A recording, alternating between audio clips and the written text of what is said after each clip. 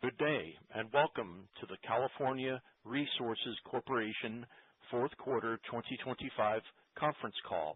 All participants will be in listen-only mode. Should you need assistance, please signal a conference specialist by pressing star then zero on your telephone keypad. After today's presentation, there will be an opportunity to ask questions. To ask a question, you may press star then one on your telephone keypad. To withdraw your question, please press star then two. Please note this event is being recorded.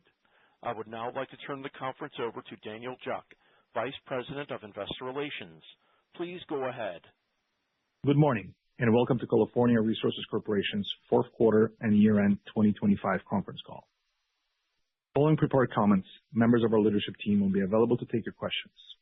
By now, I hope you had a chance to review our earnings release and supplemental slides.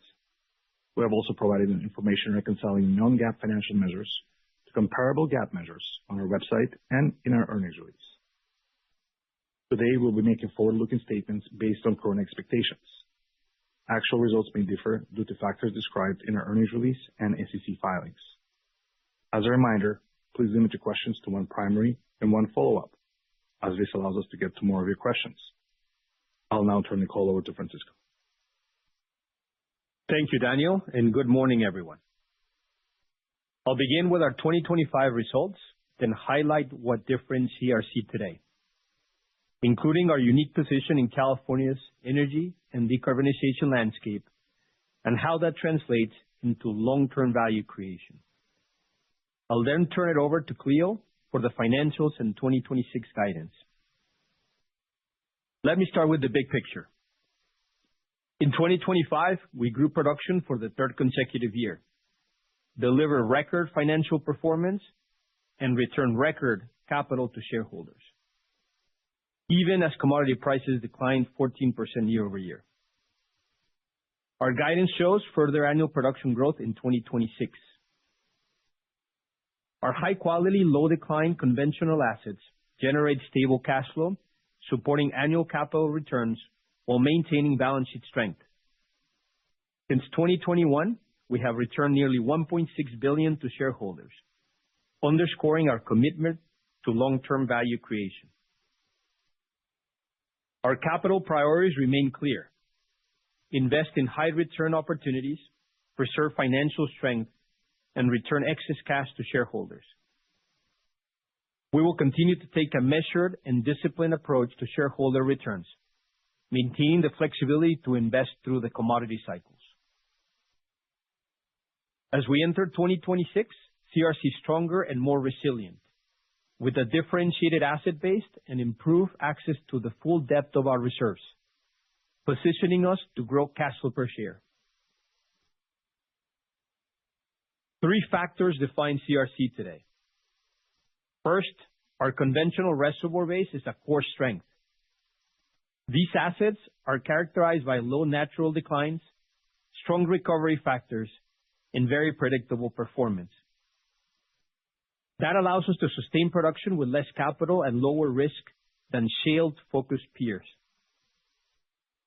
Our expanded 2P disclosure of nearly 1.2 billion BOE highlights the depth and longevity of our inventory, supporting 20-plus years of development at current production levels. Our assets are large-scale, low-decline, multi-stack sandstone reservoirs, conventional systems where production is sustained through reservoir injection management and long-duration recovery, requiring low capital intensity without the need for the continuous high-intensity reinvestment. Notably, we see a similar recovery potential in our Bell Ridge field compared to Elk Hills, but at an early stage of development, reinforcing the strong industrial logic behind the Aera merger.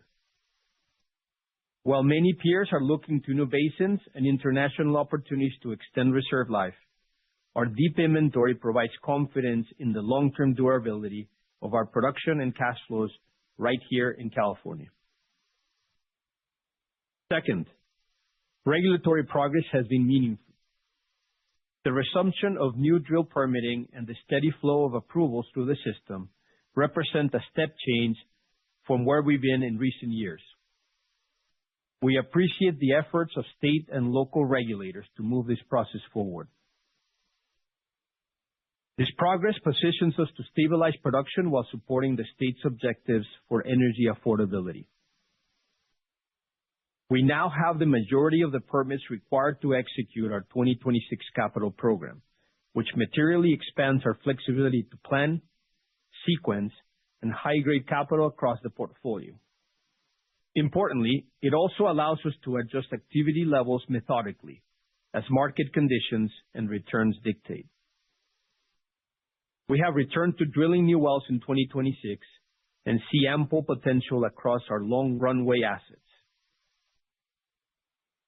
Third, our integrated strategy continues to differentiate CRC. We're investing in high-return oil and gas developments while advancing our carbon management and power platforms in a capital-efficient and returns-driven manner. Carbon TerraVault has moved from concept to execution. Construction is complete on California's first commercial-scale CCS project at Elk Hills, and we're now in the commissioning and testing phase. We have successfully captured CO2 from our gas processing plant and are awaiting final EPA approval to commence injection. We believe each step in the process materially de-risks the platform, from engineering and construction to capture performance to regulatory clearance, and positions us to transition into full operations. Importantly, the proximity of our permitted CO2 storage reservoirs to existing infrastructure across the strait provides a structural advantage as demands grow for reliable, low-carbon power solutions. We continue to advance discussions related to our power platform with multiple high-quality counterparties. The demand signal is evident, but these are large, complex transactions in a market that is still maturing. As it evolves, commercial structures are improving, and our options continue to expand. We have strong conviction in the value of our integrated power to CCS offering. We're not focused on speed. We're focused on getting the fundamentals right and securing the right agreement at the right time, one that appropriately aligns risk and returns and delivers durable, long-term cash flow. As the market matures, we believe our differentiated position only strengthens. So, what does this all mean for CRC as we look ahead for the long term? What defines us is durability of inventory and returns. We're investing in 2026 from a position of strength, with 2027 marking the point where we return to a steady state level of activity to sustain production. On a hedge basis, our corporate maintenance breakeven sits in the mid-50s WTI, providing resilience in a range-bound oil macro. This reflects the full enterprise, including upstream operations, carbon TerraVault, power, base dividend, interest, corporate needs, and hedges. For context, our upstream-only maintenance breakeven is in the low to mid-50s WTI, among the more competitive levels across pure-play E&P peers. This outlook is grounded in asset quality, inventory depth, and structural cost discipline, not aggressive capital assumptions or optimistic pricing. Together, our reservoir-based, improved regulatory visibility, and integrated strategy support resilient, long-term value across cycles. With that, I'll turn it over to Cleo to walk through our financial results and 2026 guidance. Cleo?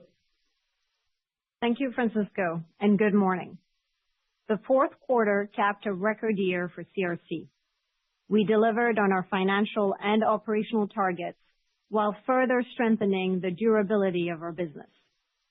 In the fourth quarter, we generated adjusted EBITDAX of $251 million and free cash flow of $115 million, including 14 days of contribution from Berry.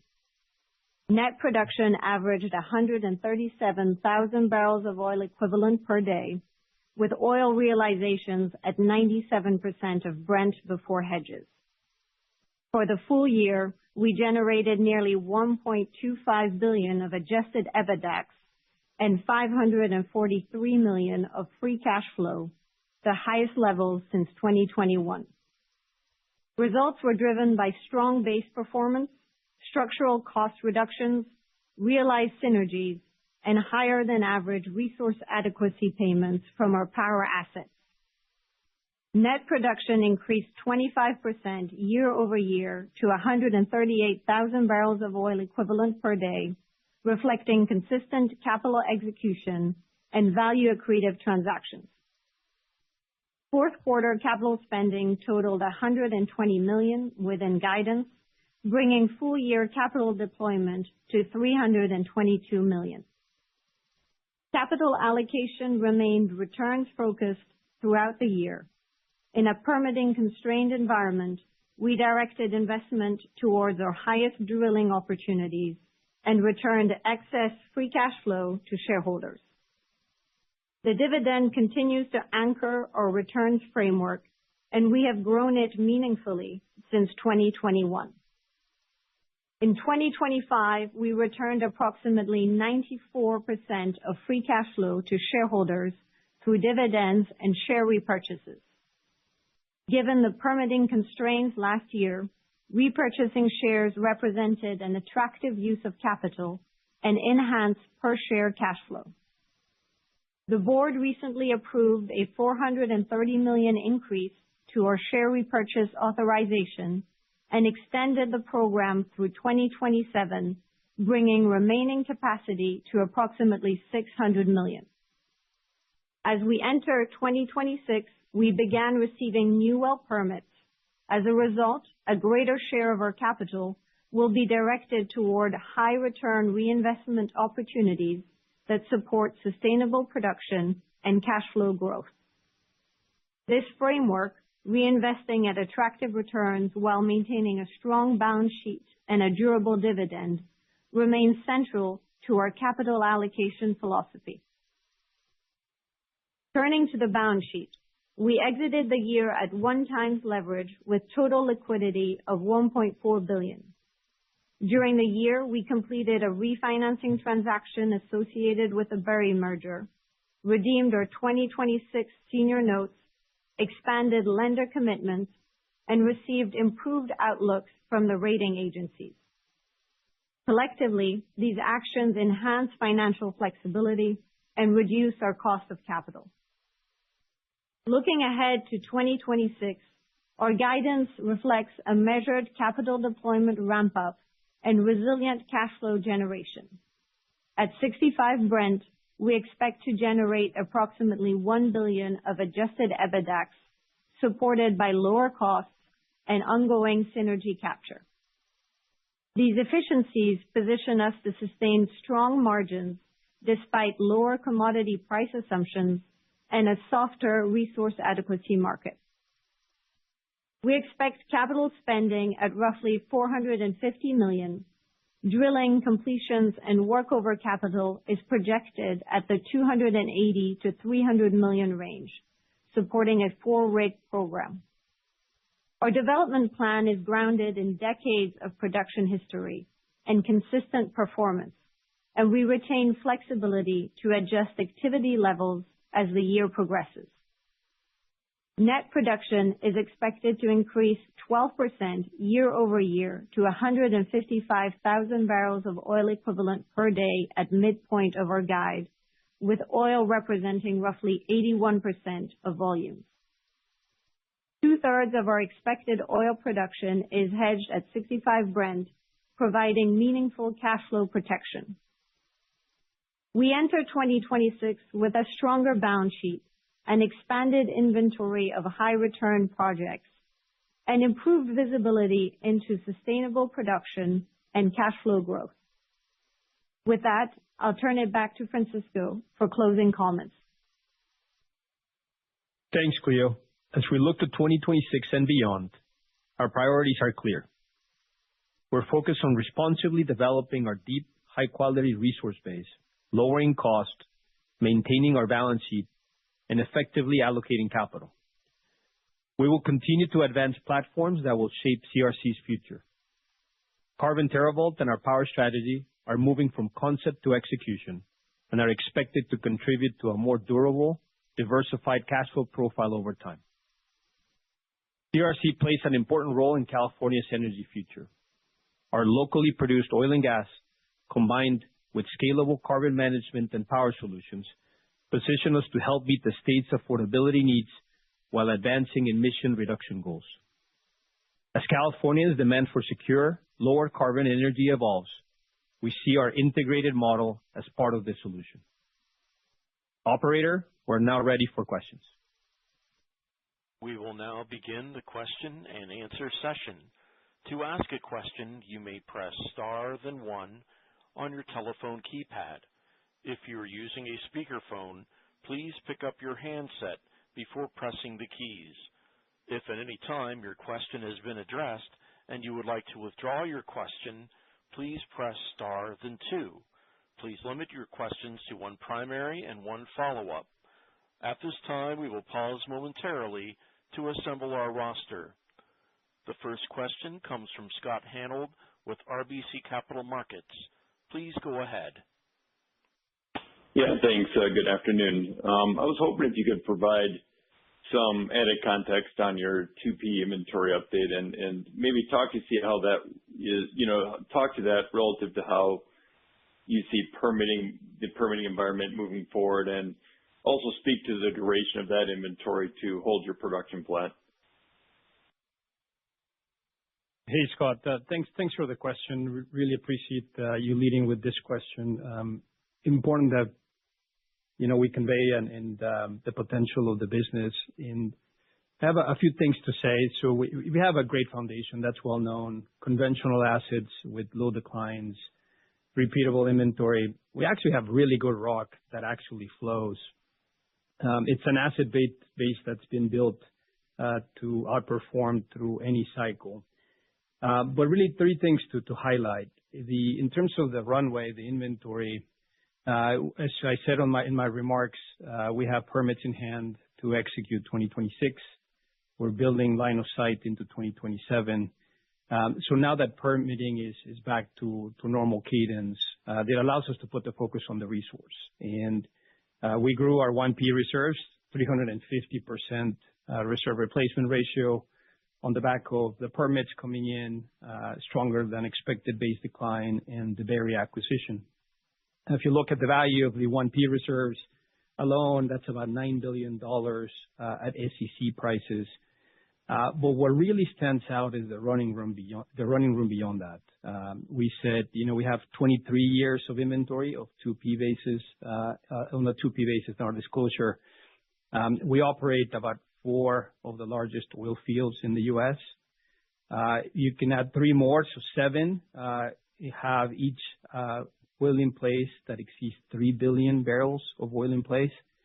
And these are fields that have been producing for decades and have many, many decades ahead. Recovery factors of 40% plus on water floods, 75% plus on steam floods. And that just tells you gives you a sense of how much resource remains to be captured. But on top of the resource, we also have very low subsurface risk that makes capital allocation very predictable. We have a lot of well control across all of our acreage. A lot of our production is about 2,000 feet deep, so very shallow. We have a lot of data that helps us de-risk every dollar that we deploy. A lot of the activity that we have on new wells is infill drilling, so low geological risk. And as technology continues to help us improve our lower base decline, we have a very repeatable, capital-efficient program that we can execute with confidence. Finally, like to highlight, it's truly an opportunity set with stacked optionality and returns. We have thousands of feet of stacked pay across multiple producing horizons, 2 million acres of minerals, 89% on average working interest, which means really strong netbacks. As I highlighted in my remarks, Belridge is probably the best example. We look at Belridge in terms of development as we saw Elk Hills about 20 years ago. So extremely long runway, low risk. And one of the highlights for Belridge is it's less than a 5% royalty burden. So amazing netbacks and really excited about the setup that we have for the company going forward. think you had a second question.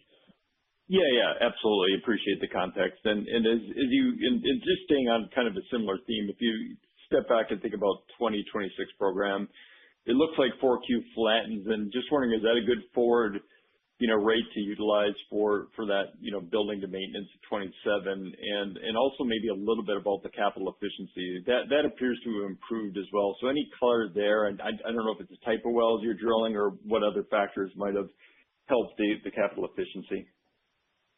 Yeah, we're extremely proud of the work the team has done to improve the capital efficiency. We've seen tremendous progress year over year, and continue to work on it. So I'll turn it to Cleo to give some of the highlights around efficiency and the well mix. Thanks, Francisco, and hi, Scott. Yes, so on our 26 program, it's really designed to materially reduce our corporate decline to roughly 2%. So as you alluded, it really equates to 0.5% glide path quarter over quarter. That's effectively flat production throughout the year while generating substantial free cash flow. And so we're operating 4 rigs. We're deploying $280 to $300 million of D&C and workover capital to support that production on a materially larger asset base. The program is intentionally weighted towards lower risk development. It's really focused on PUD inventory, and we've got roughly 2/3 of our activity on sidetracks and 1/3 on new wells. That's all supplemented by a very robust workover program. And the sequencing here is deliberate. More sidetracks and workovers in the first half, and then we transition into new wells as permit inventory builds here throughout the year. So a couple of points. We're reinvesting less than 50% of cash flow. We're maintaining our leverage around 1x. You're really seeing a disciplined capital allocation at work here. And you were asking, Scott, around our capital efficiency. We will think about it through 2 lenses. So on project level returns, but also on corporate capital intensity. If I start with our project level returns, our 26 program, it's highly competitive on a standalone basis. At $9 per BOE of development cost, the program generates just shy of 4x multiple on invested capital. It generates mid 40% returns at 65 Brent and roughly a 3-year payout. The portfolio is also oil weighted. It's 90% oil weighted, which supports strong cash margins here and durable economics across the cycle. So those metrics reflect the quality of our inventory that Francisco was highlighting, and also the structural improvements that we've captured over the past several years. If you take a step back and look at the corporate level, the impact of the Berry integration here is clear. What's most notable is that we're delivering this very low decline on a materially larger portfolio without increasing our structural capital intensity. We absorbed here roughly 25,000 BOE per day of incremental production with Berry, while managing to hold the combined business at 2% decline with no increase in our capital and no increase in our rig count versus our early November guide. And that was built in a much smaller footprint without Berry. So that's a meaningful demonstration of our improved capital efficiency and our integration synergies. We're generating those strong marginal returns on our new capital, and we're also lowering the capital required to sustain the broader base. And that combination really supports our durable free cash flow generation. The next question comes from Betty Jiang with Barclays. Please go ahead. Hello. Thank you for taking my question, and congrats on a very strong finish to 2025. Shifting gears a bit to the other growth opportunities in the portfolio, maybe starting with the CCS business. And can you speak to the remaining approval process needed to start injection at the cryogenic gas project? And maybe more broadly, as this CCS, the carbon capture business, is finally moving into execution, what are the key milestones you're targeting this year from a business development or permitting perspective? Hey, Betty, thanks for the compliments. And yeah, in terms of our CCS business, really good progress. And we are near the finish line to deliver a fully integrated end-to-end capture-to-storage solution. Construction is complete. Commissioning and final approvals are underway. We have successfully captured our first CO2 from the plant to running it through the amine system. And we're working closely with the EPA through the final operational readiness and compliance steps. We're excited. This first injection is really a big de-risking of the CCS business model and really brings a lot of confidence to the business that we're building. As we wait for market adoption, and there's many moving parts to it, but it's coming quickly. Being able to have decarbonized molecules and electrons in California is what we think wins the day. We have a state requirement under cap and invest to 2045 to decarbonize. So we're bringing a market solution that may be very different from whatever else is happening in the rest of the country. We continue to see progress from our team in terms of permits. We just filed CTV with the EPA. That's another 27 million tons of capacity. It's adjacent to CTV1, so it's bringing that hub concept into that Elk Hills area to accommodate higher growth, which we expect. 2026 will also be a year where we see a lot of the permits in the queue that we filed 2 or 3 years ago starting to come in the form of draft permits coming forward. So overall, really good progress, a really exciting proof point to be able to decarbonize our gas processing plant. But there's a lot more to go and excited to share the news as it comes. But 2026 is a big year for us. Great. Sounds great. And my follow-up is on the power to CCS opportunity. On slide 11, Francisco, you alluded to the hub concept of you have multiple power plants that's sitting all on top of a growing carbon storage. Can you just expand on what are you seeing in the market on that front? What do we need to see from the market in terms of demand or other maturations to crystallize this opportunity for CRC? Yeah, Betty, it's clear now that the industry that's going to lead the efforts to decarbonize is the electricity sector, the utility sector. And in California in particular, that's going to be a requirement in order to be able to build data centers, in order to be able to source incremental demand. We see it as having to be decarbonized. Now, we missed out in California from the first wave of data center growth, which is more focused around training. Pretty obvious, we have high power prices here in California, so not the best place to site training data centers. But we're really excited about the second wave that's coming through inference and edge compute, where you really have to be close to the user. So if you look at the map, Elk Hills Power Plant, CTV1, CTV7 now, are right at that intersection of two of the most attractive use cases for content, for virtual gaming. So whether it's Los Angeles or Las Vegas, these are where we see this very high demand center. So it's a very compelling outlook as we look out into the next few years.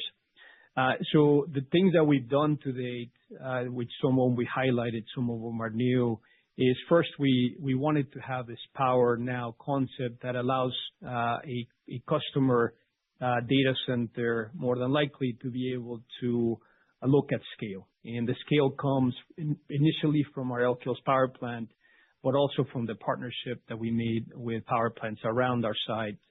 We've highlighted La Paloma, we've highlighted Sunrise, overall 2 gigawatts of portfolio that ultimately you can scale the data center to.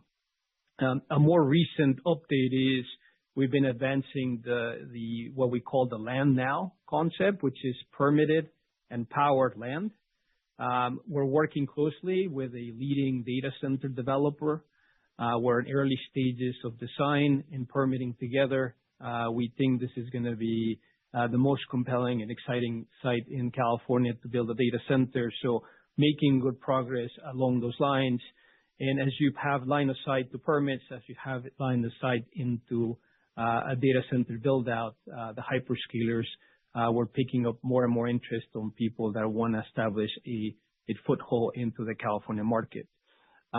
The injection of CTV1 is also an important milestone by being able to take CCS from a concept to a clean hourly matched energy offering in a PPA negotiation really becomes a differentiator with the rest of the state that's solely relying on renewables and batteries. So putting all these things together, so power at scale, site design and permitting, and a CCS de-risked opportunity is what we ultimately think will be the best path to create durable contracted cash flows and ultimately a good way to unlock shareholder value. So we're making really good progress.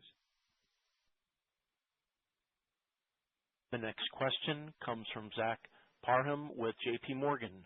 Please go ahead. Hey, thanks for taking my question. First, just wanted to ask on cost reductions and your confidence in the Berry synergy capture. In the slide deck, you've got an interesting slide that shows incremental cost reductions going out to the 2027-2028 timeframe. Can you just give us a little bit more color on what's driving those continued cost reductions?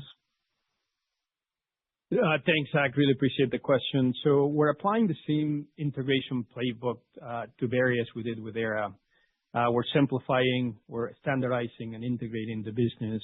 As we've announced, we're targeting about $80 to $90 million of synergies. We were able to close the Berry merger earlier than expected, so we're right now in full execution mode. The areas of focus are around field efficiencies, overhead redundancies, leverage on supply chain, but we also now have the ability to optimize well services through our C&J company. So that on top of the refinancing that we did last year, these are all very controllable, high confidence levers that we're going to be able to pull. Ultimately, we still feel good about that $80 to $90 million, but what's been really impressive to watch as you step back, and that's the point of the slide, is that we're on a glide path to about $500 million of cumulative structural savings between our two deals. So I'm going to let Cleo go through some of the details, but the track record of this team, our operations team in particular, has been outstanding in terms of achieving those synergies and getting to a lower cost structure for the future. But Cleo, do you want to take it away? Thanks, Francisco, and hi, Zach. Yes, so our synergy and our cost reduction journey, if you look at that graph that we shared with you all, since 2023, we've delivered $300 million of structural cost reductions, and those were primarily driven by the Aera integration. That was around $235 million, and we achieved those ahead of schedule. What's most important is that those savings are durable. They came from our field level operating improvements, from the infrastructure rationalization exercise, or workforce consolidation, of course, the centralized procurement, as well as our system integration. So these are really permanent changes to how we operate. They're not service cost deflation or temporary timing benefits here. It's also worth noting that these savings were realized during a period of permitting constraints and industry cost inflation. So we've already been tested here. We've tested those in a challenging operating environment, which reinforces the durability point. Scale matters in our business. We're now operating at a scale where procurement, infrastructure, and field operations, those can be optimized in ways that were not available to us historically.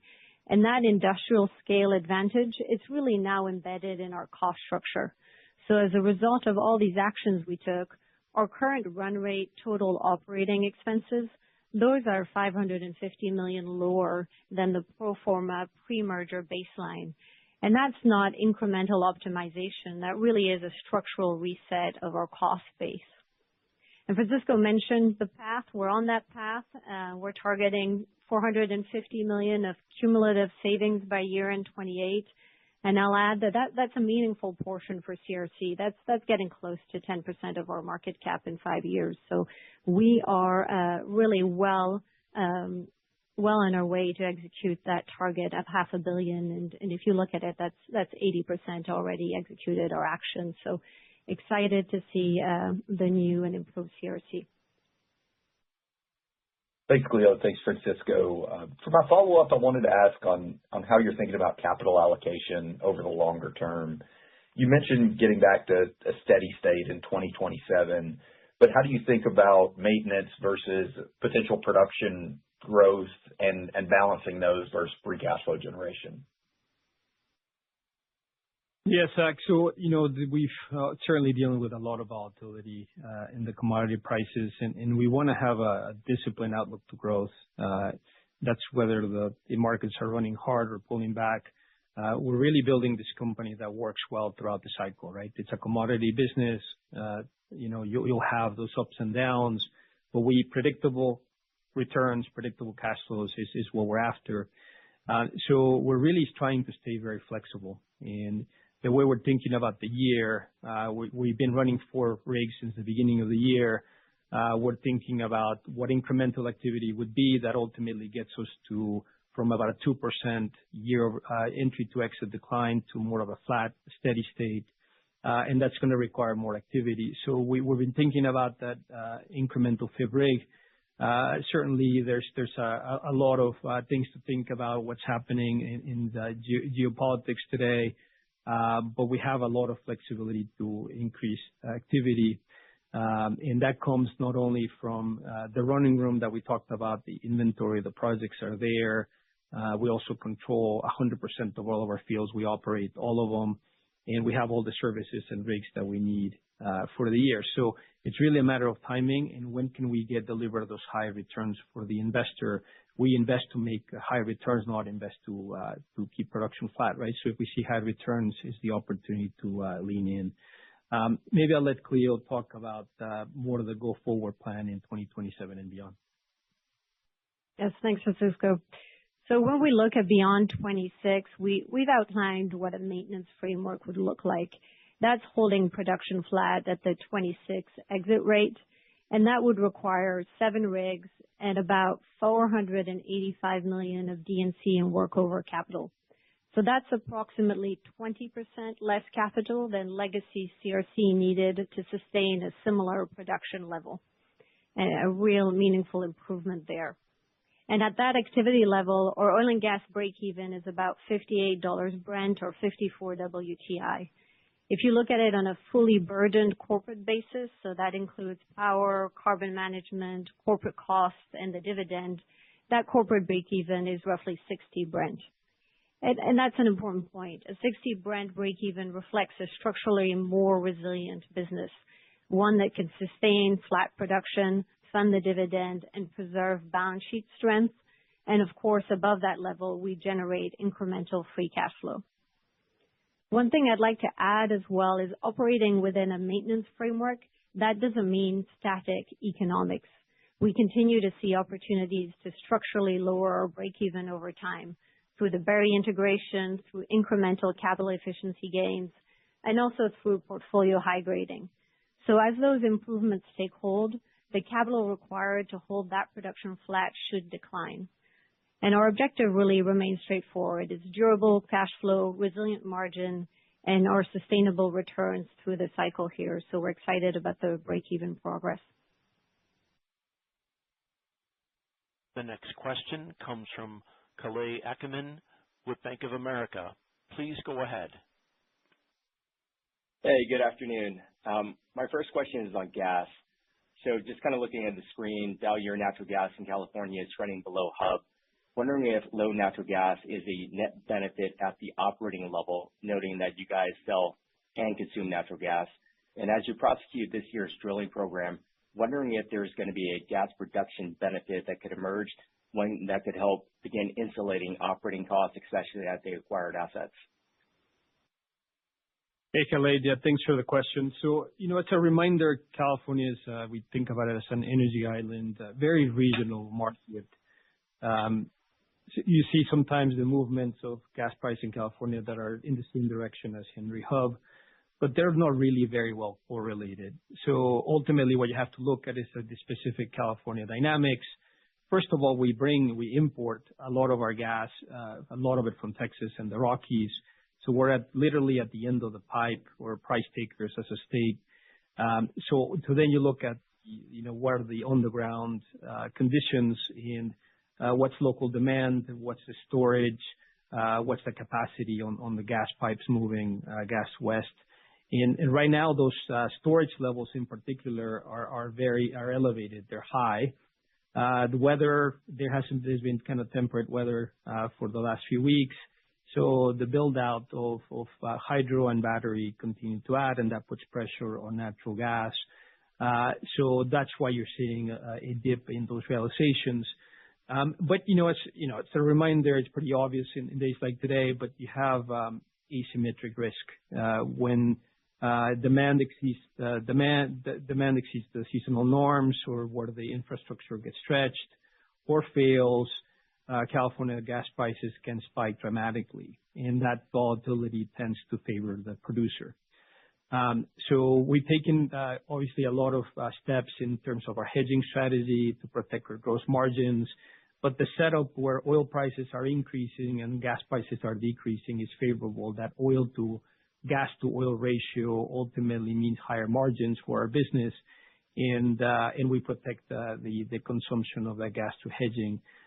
So right now the focus is more on oil, but we will be looking at gas opportunities in the year. Part of our mix of projects this year has natural gas projects, because this asymmetry in the market means that we need to be very well positioned when conditions shift, and we believe they will be shifting in the near term. Got it. I appreciate that. My very quick follow-up is on Elk Hills Power. That business receives a benefit from the state's resource adequacy program. Can you simply quantify the benefit for 26? Yeah, resource adequacy, the capacity programs in the state, very highly regulated from the procurement of power. So as the state started making their capacity requirements for 2026, they came in well below expectations. So pricing pullback. I think we've been signaling this since last November, where we can see where the contracts were heading. We really had a period where we had really big spikes, and now we're seeing much more of a normalized level as historical, much more historical in a lot of ways. So what we're seeing for this year is a $25 to $50 million annually RA under current conditions. We're looking to, as we discussed, layer in contracted revenue to the PPA. But we're well set up, right? Ultimately, there's a lot of things that could happen in a market like California. There could be plant retirements, demand that is beyond expectations, which is likely the case. You can have some reserve margin adjustment. We don't underwrite those scenarios in our base case, but they're real optionality over time. It's going to be really interesting to watch. California grid is now very heavy on solar and wind that just have never been tested under stress conditions. If those resources underperform during extreme heat, or there's a failure somewhere in the system, the value of reliable dispatchable capacity could shift quickly. So we're well positioned for that RA market if that were to happen. The next question comes from Josh Silverstein with UBS. Please go ahead. Yeah, thanks everyone. I wanted to ask on the Uinta Basin, now that you have it in-house, how are you thinking about the asset? Is it viewed as non-core, something you want to develop? And then, maybe just a little bit more details on it, a higher or lower cost relative to the California operations and what inventory depth looks like. Thanks.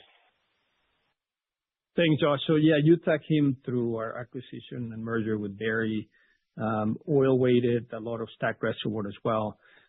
We like the position. It's 100,000 contiguous net acreage. The Berry drilled 4 horizontals in the Uteland Butte that are all tracking around type curve, which gives us conviction around the repeatability and technical merit of the asset.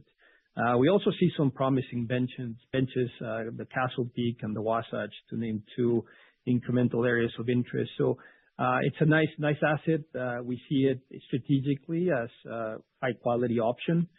Right now we're focusing on optimization, well-designed ways where, as we take control of the assets, where we can improve the capital efficiency. Ultimately, though, it will have to, in order for us to scale it, it has to compete with full cycle returns across the broader portfolio and against the California assets. And that's a really high bar. As we mentioned, we see about 4 times money on invested capital for California. So Uinta will have to compete for capital in that way. So we'll continue to evaluate it. We've only been operating it for a couple months, and whether that's scaling it through development or partnership or other value creating paths, we don't know yet, but we're keeping all options on the table, and ultimately it's going to be returns and value creation that will guide the decision. Got it. And then I also wanted to ask just on the Huntington Beach asset, any update there in terms of how you guys are thinking about kind of optimizing the value of that? Thanks. Yeah, 90 acres of beachfront property in one of the most expensive zip codes in California. So it's an asset that we continue to advance. It's exciting to own this asset in the portfolio, and we're executing our plan. A lot of the plugging and abandonment wells has been happening as we continue to produce. It's a cash flow positive asset, so we are effectively paying the P&A with that production. We have made good progress in terms of working with the city of Huntington Beach, advancing the entitlements. We expect formal review in late 2026, and then that will be followed by approximately 2 years of review by the Coastal Commission. Once the entitlement is approved by the city and Coastal Commission, then we will do the site redevelopment and remediation. We expect to have about 80 wells, active wells remaining to plug at that stage. And we will look to ultimately, we're looking to optimize value. And we see, if you look at comparables and the scarcity of land and high quality development areas in the state, we see some of the comparables going higher. So we like where we sit, and we will go through the process, obviously look for ways to accelerate the process to the extent that we can. But we'll monetize it when we see the value, right? And right now, the value as we abandon and entitle shifts to the developer. We like more of the value to accrue to our shareholders. So we're working diligently and putting things forward, but we see a lot of a significant value creation opportunity in a few years related to this asset base. I understand there's time for one last questioner. We have Nate Pendleton with Texas Capital. Please go ahead. Good morning, and congrats on the strong quarter. Referencing slide 10 and the potential storage of up to 1 billion tons of CO2 with the 350 submitted for CTV7 and more in the works, how do you think about the timeline to develop the additional projects to reach that 1 billion ton marker? And then should we think about that total number representing total potential, or just what the team has de-risked at this point? Hey, Nate, thanks for the question.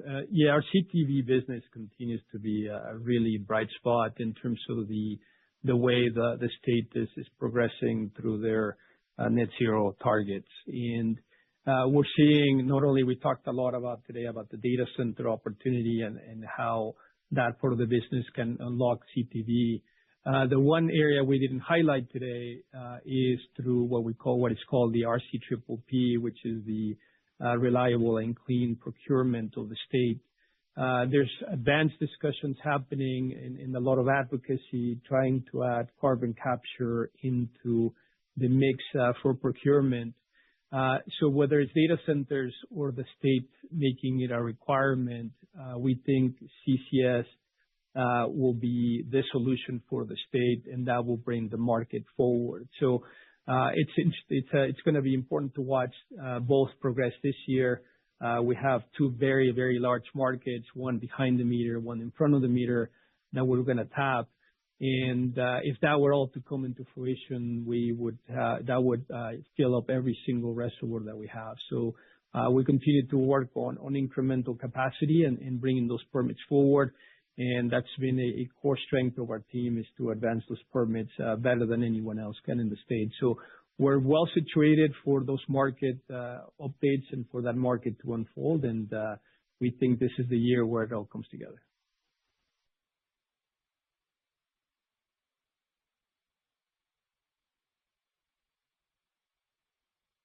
This concludes, just a moment.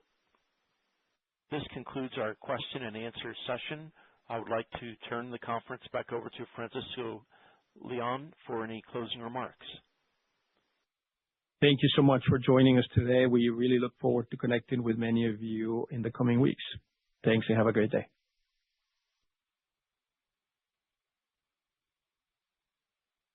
The conference has now concluded.